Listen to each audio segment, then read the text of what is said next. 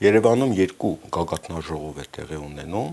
Եվրոպական քաղաքական համայնքի գագաթնաժողովը եւ Եվրոպական միություն Հայաստան նույնպես գագաթնաժողովը։ Այս պահին գագաթնաժողովը ընթանում է, մենք ամսի 4-ին ենք նկարահանում մեր այս քննարկումը եւ ոչ մի հայտարարության մասի տեղյակ չենք եւ ելույթները չենք լսել։ Հետագայում մենք արդեն կանդրադառնանք արդյունքներին, սակայն հիմա շատ կարեւոր է հասկանալ դա ինչ հանդիպում է, ինչի է հիմա տեղի ունենում Հայաստանում եւ ինչի այդ ամենը սկսվեց ընտրություններից առաջ։ Այսինքն այդ պայմանավորվածությունը ձեռք բերվեց։ Ուրեմն որպես ինֆորմացիա մեզ դիտողներին ասենք, որ Եվրոպական քաղաքական համայնքի գագաթնաժողովները սկսել են անցկացվել 22 թվականի հունվարից, առաջին հունվարին է տեղի ունեցել, դա Ֆրանսիայի նախագահ Մակրոնի առաջարկն է եղել, եւ այդ գագաթնաժողովը նվիրված էր ըստ էության Ուկրաինայում տեղի ունեցող պատերազմին, այսինքն Եվրոպական համայնքը ինչպես պետք է արձագանքի այդ պատերազմին,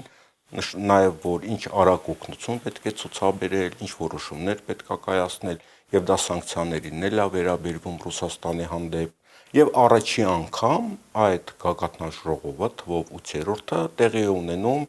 ոչ Եվրոպական միության երկրում։ Եվ այդ գագաթնաժողովին հրավիրվում են նաև Ուկրաինա, Մոլդովա, Թուրքիա, Կանադա, այսինքն երկրներ, որոնք Եվրոմիության անդամ չեն, նայած Մեծ Բրիտանիան։ Հայք, ուրեմն ինչի է այդ գագաթնաժողովը տեղի ունենում Երևանում, այսինքն ինչ մեսիջ են դրանով ուղարկում կազմակերպիչները։ Նախ երկիրը եւ որը վաղուց էր որոշված։ Ես կարծում եմ առաջինը Հայաստանի համար դա ընտրությունների նախաշեմին եվրոպական երկրների ղեկավարների կեցվածքն է Հայաստանի օրվա իշխանություններին։ Խիստ դրական, բարեկամական, համագործակցային, որը մի շարք մեսիջներ պետք է ուղղված լինի մեր երկրի քաղաքացիներին ընտրության իրավունք ունեցող եւ որոնք գնահատեն, որ Եվրոպան մեծ հաշվով օրվա իշխանությունների գործունեությունը խիստ դրական է գնահատում, ուստի եւ ցանկալի կլինի, որ Հայաստանի ընտրողը իր ձայնը տա Փաշինյանի եւ իր իշխող քաղաքական խմբակին, անունը քաղաքացիական պայմանագիր։ Սա առաջին, սա տեղական նշանակության, բայց ես կարծում եմ, որ կա նաեւ երկրորդ նշանակությունը, դու նշեցիր, որ փաստորեն ոչ Եվրամիության անդամ երկրներ են, ես այլ պրիզմայով փորձեմ նայել։ Այստեղ ՆԱՏՕ-ի անդամ երկրներ են հավաքել բացի Միացյալ Նահանգներից։ Կանադան եթե այստեղ մասնակցում է հյուրի կարգավիճակով, բայց կապ չունի։ Կանադան այստեղ մասնակցում է, Կանադայի վարչապետը ցեղասպանության զոհերի հիշատակի մոտ այսօր գնաց իր հարգանքի տուրք մատուցեց եւ երեք կներեք։ Եվ ես գնահատում եմ, որ իրականում այստեղ հավաքը լավագույնս ձևակերպել է իմաստը։ Խոսքս այդ քաղաքական համայնքի գագաթնաժողովի 8-րդ գագաթնաժողովը այս հավաքի երկու հիմնական խաղացողներից մեկը դա Եվրոպական խորհրդի նախագահ Անտոնիո Կոշտայի կեցվածքն է, որը ասել է, թե ինչի համար է ըստ հավաքը, ասում է համագործակցել անվտանգություն ու կոլեկտիվ դիմադրականություն ամրապնդելու համար։ Այսինքն Հայաստանում մի հավաք է, որտեղ անվտանգության եւ կոլեկտիվ դիմադրականություն, այսինքն որ երկրի դեմ, բնականաբար կոլեկտիվ դիմադրականությունը եւ անվտանգությունը դա արտաքին թշնամուց պաշտպանվելուն է։ Ակնհայտ է Ռուսաստանն է դա։ Եվ ակնհայտ է, որ ՆԱՏՕ-ի անդամ բոլոր երկրներ կան, ասենք հիմնական բացի Միացյալ Նահանգներից, հաշվառնելով Միացյալ Նահանգներ ՆԱՏՕ վերջին այդպես հարաբերությունները սրված, թեև ՆԱՏՕ-ի առանցքային դերակատար ունեցող երկիր Միացյալ Նահանգներն է։ Բայց այն, որ վերջին մի քանի շաբաթվա ընթացքում մասնապես Ֆրանսիայի նախագահը, Գերմանիայի վարչապետը, կանցլերը կեցվածք է դրսևորել առ այն, որ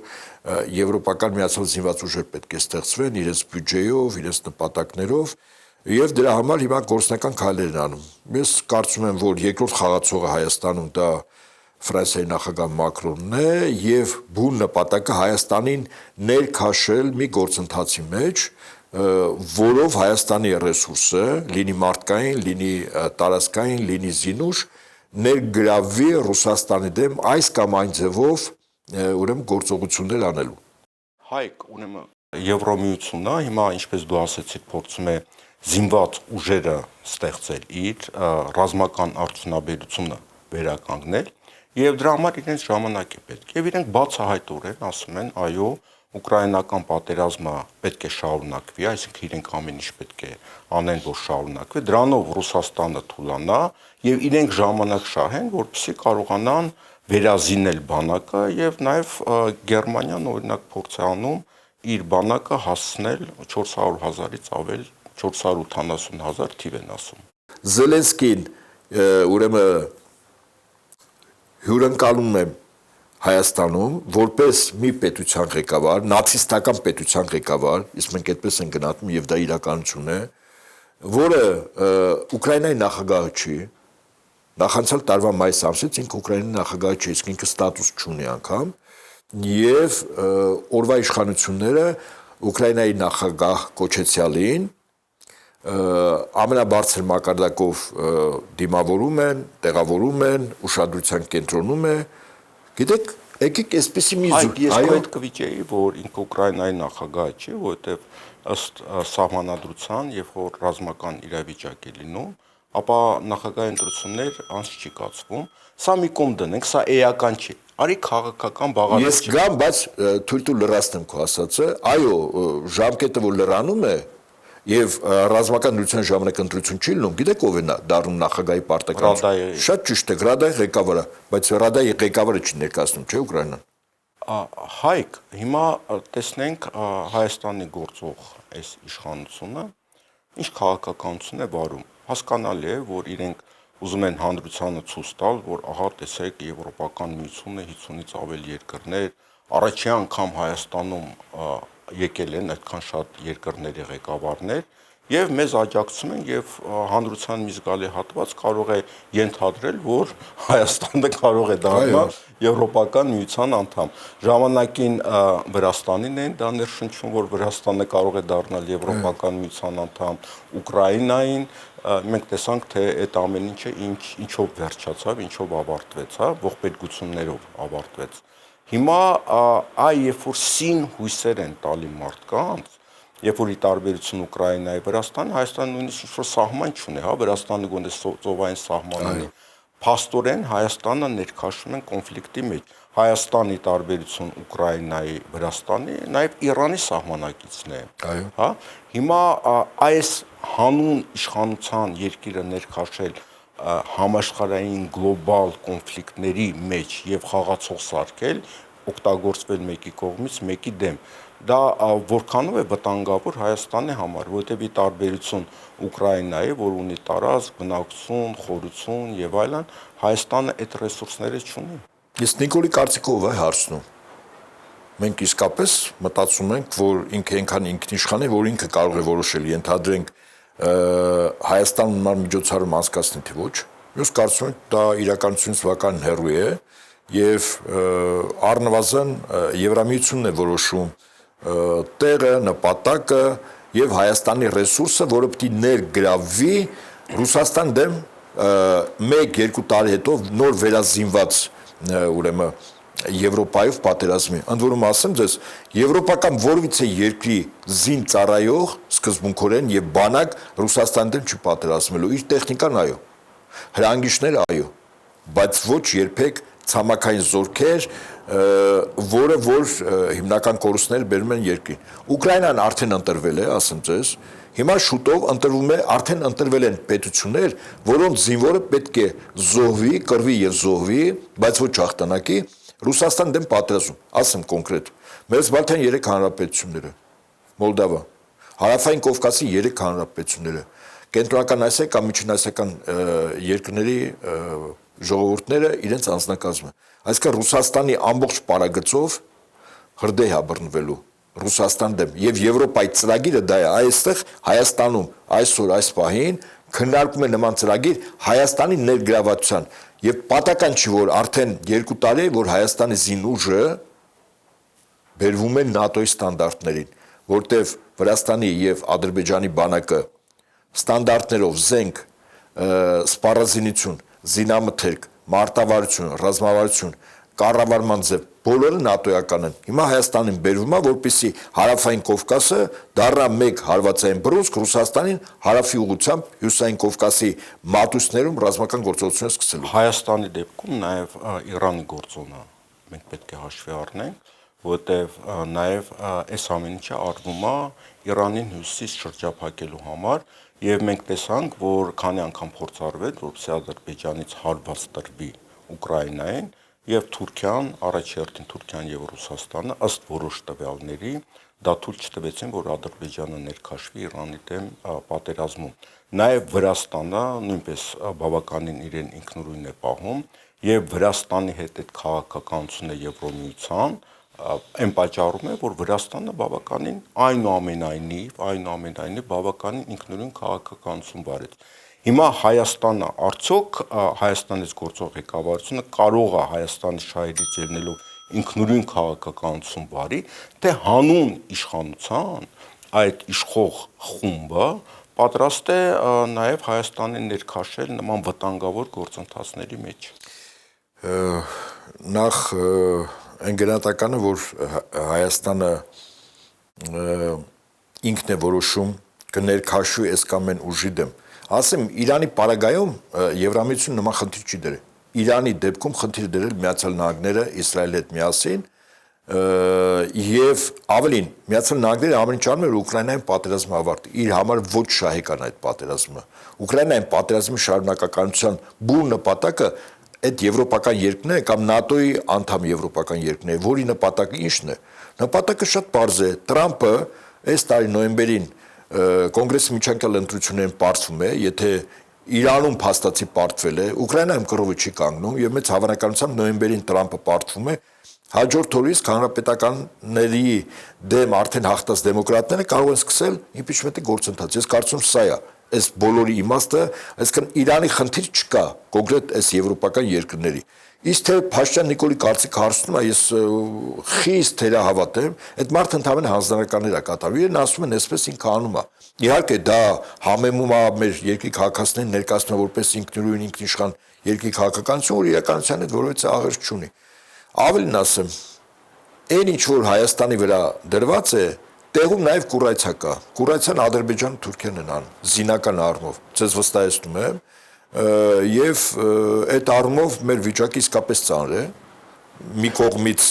եվրոպական երկրները այդպիսի մի խնդիր են դրել, որտեղ Հայաստանը ներգրավի Ռուսաստան դեմ պատերազմ, մյուս կողմից Միացյալ Նահանգները անհրաժեշտ դեպքում Հայաստանի տարածքը Իրանի սահմանում վստահաբար կօգտագործեն, մի հատ էլ կարող է Փաշինյան Նիկոլի կարծիքը ասեն, ասեն, կներեք, ձեր ինքնիշխանությունը խախտում ենք մենք, դուք այդպես մի քիչ վատ մի զգացեք, հա։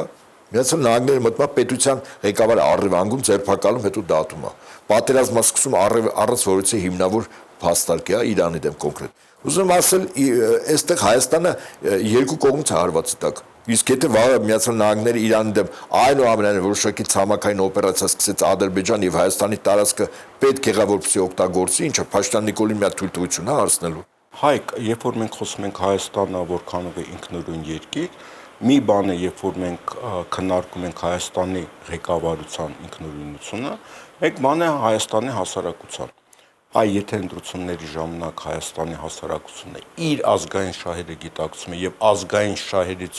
ելնելով նոր ղեկավարություն ընտրում, որը մանկլավիկ չի, հա, տարբեր քաղաքական ուժեր, առաջերտին Ադրբեջանի եւ Թուրքիայի, ապա Հայաստանի հասարակությունը կարող է բարձրացնել Հայաստանի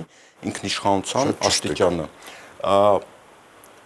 Նորից ես հիշեցնեմ այս դիտողներին, որ մենք այս խոսակցությունը ունենում ենք ամսի 4-ին եւ մենք դեռ տեղյակ չենք ինչ ելույթներ են հնչել եւ ինչ որոշում է կայացվելու հայտարարության տեսքով կամ երկու հայտարարությունների տեսքով, հա, որտեղ երկու գագաթնաժողովներ են ընթանում, բայց երբ որ այդ ամեն ինչը լինի, 1-2 օր հետո մենք նորից կհանդիպենք եւ արդեն առարկայական կքննարկենք, թե այդ հանդիպումը ինչ արդյունքներ եւ ինչ վտանգներ կարող է ունենալ երկրի համար։ Ես ամբողջովին համակարծիք եմ, ցավոք սրտի հասարակության կամ երկրի քաղաքացիների կեցվածքը հետևողական, որ ընտրություններով է, այսպես իր իշխանությունը ժողովուրդը մի օր ունի իշխանության օր, ընտրությունները օրն է, դրանց հետո ինքը իշխանությունը հանձնում է ինչ-որ կուսակցության խումբ մարդկանց, այսպես ասենք, եւ մեր երկրի դիմադրականությունը առաջին հերթին եւ ամենակարևորը որոշվում է մեր երկրի քաղաքացիների քաղաքական գիտակցությամբ, հասարակական կեցվածքով եւ այն վճռականությամբ, որ վերջին հաշվով մեր երկրի ճակատագրի որոշման մեջ յուրաքանչյուր ունի դերակատարում։ Եթե այդ դիմադրականությունը լինի, հա, իսկ դա համակարգ է, այսինքն գիտեք, այսպիսի համակարգը հաղթեց Միացյալ Նահանգներին։ Երբ Միացյալ Նահանգները մտածում են իրենց նման, այդ երկիրը կառավարում են մի խումբ մարդիկ, ասենք էլիտա, ինչ որ էլիտա։ Նախինում գլոբալիստներն էին, հիմա ազգային կապիտալ, ազգային էլիտան է։ Բայց այդ ժողովուրդը ներգրաված չի կառավարմանը։ Եվ հետաբար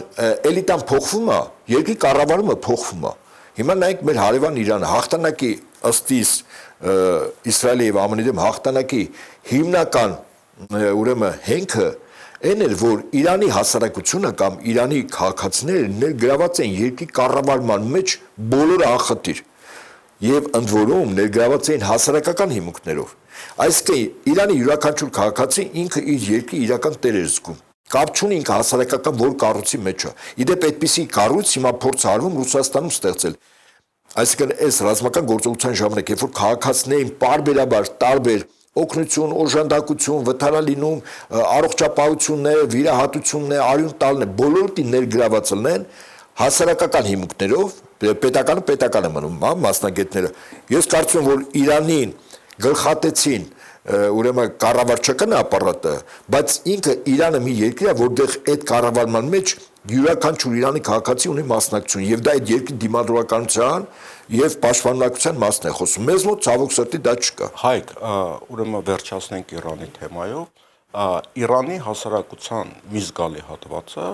գործող ռեժիմի դեմ էր։ Դա բոլորս գիտենք։ Այո։ Բայց երբ որ հարվածում են արդեն երկրին, այլ ոչ թե ռեժիմին, այնուամենայնիվ Իրանը հին մշակույթ ունեցող հասարակություն է, կայսերական ինչ-որ զգացողություններով եւ նաեւ մեծ դեր ունի տեղ պոեզիան, դա այլ խոսակցություն է, հա, որտեղ փոքր ժամանակվանից Շահնամե, Հաֆիզ, բան եւ այլն այդ բանաստեղծությունների վրա են մեծանում։ Այդ ժողովուրդը հասկացավ, որ մի բան է ռեժիմի նկատմամբ վերաբերմունքը, այլ բան է երկրի հարցը։ Եվ երկրորդը Իրանը կորպորատիվ կառավարման երկիր էր, տարբեր կենտրոններից բաղկացած եւ ղեկավարությանը վերացնելով փաստորեն այդ երկիրը չկարողացան վերահսկողության տակ վերցնել։ Ցավոք սրտի Հայաստանում անձերից է կախված իշխանությունը, այսօրվա իշխանությանը մեկ անձ է եւ այդ մեկ անձի վրա է կառուցված համակարգը եւ երկրորդը մենք կարծում ենք, որ Հայաստանը նույնպես հին մշակույթ ունեցող ժողովուրդ է, որի համար ազգային շահերը կարեւոր են, բայց ցավոք սրտի եկեք անկեղծ լինենք, որտեղ կարծիք կա, որ ժողովրդին պետք է չվիրավորել, բայց ժողովրդի մի հատված կա, որը ստամոքսով է մտածում, նորմալ է սոցիալական հարցերը, որ կարևոր է, դա նորմալ երևույթ է։ Բայց ոչ առաջնահերթ, երբ որ մարտահրավերներ բայց երբ որ դու երկիրը վերացնելու եւ գաղթական դառնալու խնդիր կա, դու ստամոքսի մասին ես մտածում եւ քեզ բոլորը քո ստամոքսի համար առաջարկ են անում, ինչ որ տեղերից էլ ստամոքսին են հարվածում, որ դու խելքի գաս, հա, դա ամենավատագույն բանն է, որ այսօր կատարվում է Հայաստան։ Բոլոր դեպքերում այսօրվա քննարկման համար շնորհակալություն։ Մենք մի երկու օրից նորից կհանդիպենք, արդեն ավելի առարկայական խոսակցություն կունենանք։ Բարի, կհանդիպենք անպայման։